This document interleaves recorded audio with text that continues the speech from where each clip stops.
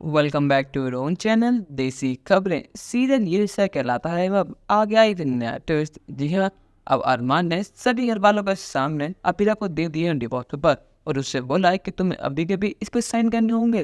पर लेकिन यहाँ अबीरा कहती है 3 महीने के लिए सही, पर लेकिन मैं तुम्हारी पत्नी हूँ और दुनिया को भी यही लगता है कि मैं तुम्हारी पत्नी हूँ और मैं यहाँ से कहीं नहीं जाने वाली। अरमान गुस्से में कहता है कि अभी यार तुम्हें अभी के भी यहाँ जाना होगा और तुम्हें अभी के भी इनको डिवोर्स देना होगा, अब चाहे कुछ भी हो।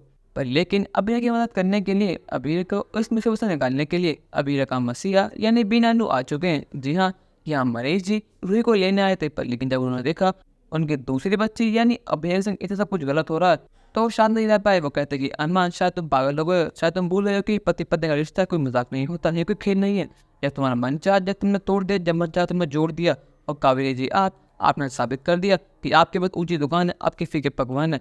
इतना बड़ा नाम होने के बाद, इतना बड़ा खानदान होने के बाद आपने साबित कर दिया कि आप अपनी जुबान की पक्की नहीं है। आपने भी ऐसा कहा था कि आप उसकी शर्त मानेंगी, पर लेकिन कावेरी पोद्दार आज अपने बात से पलट चुके हैं। जी हाँ, ये वही कावेरी पोद्दार है इसकी जिद के आगे आसमान झुक जाते हैं। पर लेकिन आज वही कावेरी पोद्दार अपनी बात से पलट चुकी है, सिर्फ और सिर्फ अबीरा के लिए।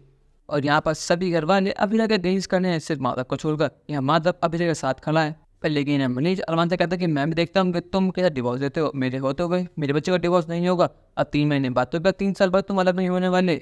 यहाँ पर अबीरा बीनानू को देखकर रोने लगते हुए कहती है बीनानू आप आ गए। यहाँ कावेरी जी कहती है कि मनीष जी ये हमारा घर का मामला है, तो इससे बेहतर हो कि आप इसमें ना बोलें। यहाँ मनीष कहता है कि ये आपका घर का मामला जरूर होगा, पर लेकिन बात मेरी बेटी पर आई है और जब बात मेरी बेटी पर आई तो साथ नहीं रहने वाला कावेरी जी।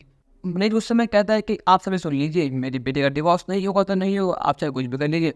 और अरमान तुम परसों ही अबीरा को तुम धड़ाके से घर पे लेकर आए और 2 दिन बाद ही तुमने रंग दिखा दिए। आखिर तुम कैसे हो? तुम सभी घर वालों ने अबीरा को धोखा दिया, आप सभी लोगों ने इसकी इतनी बेइज्जती करी, इसकी इतनी इंसल्ट करी और कावेरी जी यहाँ तक तो आपने इसके फैमिली के ऊपर उंगली उठा दी। पर लेकिन सिर्फ माता जी के लिए और बेटे के रिश्ते के लिए ये वापस आ गई, ये सारी बातें भुला कर वापस आ गई। आपने आज तक कभी देखा ही नहीं कि अबीरा आपसे कितना प्यार करती है, आपके परिवार से कितना प्यार करती है। इसने इस परिवार के लिए बहुत कुछ करा है, पर लेकिन आपके यहाँ पर पट्टी बंद हुई है। आपको सिर्फ उसे मेरे बच्चे में कमी दिखाई देती है। और यहाँ पर भी लोग जंग क्लास लगाते हैं अरमान के, कहते कि अरमान अगर तुम शांत नहीं हो और तुमने अभी सबके सामने माफ़ी नहीं मांगे भैया तो मुझसे बुरा और कोई नहीं होगा। मैं बिना एक पल का सबको बता दूंगा कि आखिर तुम्हारा रूही का राज क्या है।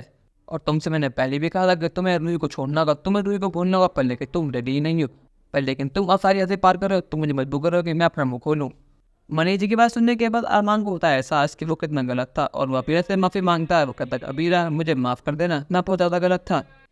क्या मनीष जी अरमान और अबीरा का टूटता हुआ रिश्ता बचा पाएंगे या नहीं? अपनी राय हमें कमेंट में जरूर बताइएगा और चैनल को नहीं सब्सक्राइब तो कर लीजिए। धन्यवाद।